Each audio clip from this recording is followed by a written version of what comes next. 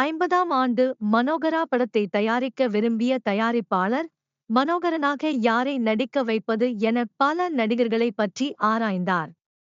இளவரசன் மனோகரனாக நடிப்பதென்றால் ஓர் இளைஞனை நடிக்க வைத்தால் மிக சிறப்பாக இருக்கும். மிக நீண்ட வசனங்கள் அதிகம் இருப்பதால் நன்றாக நீண்ட வசனங்கள் பேசக்கூடிய நடிகராக இருக்க வேண்டும்.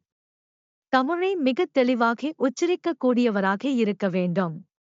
அழகும் இளமையும் கொண்டவராக இருந்திட வேண்டும். கம்பீரமாக பேசும் திறமை வாய்ந்தவராக இருக்க வேண்டும். பாதி படத்தில் குழப்பம் பண்ணாதவராக இருந்திட வேண்டும். பாதி படத்தில் கதையை தன் விருப்பத்திற்கு மாற்றச் சொல்லாத கதாநாயகனாகவும் இருக்க வேண்டும். சரியான நேரத்துக்கு படப்பிடிப்பிற்கு வர வேண்டும். அத்தனை தகுதியும் திறமையும் கொண்ட அன்றைய காலத்து நடிகன், இளைஞன் யார்? ஒவ்வொரு நடிகராக யாரை நடிக்க வைக்கலாம்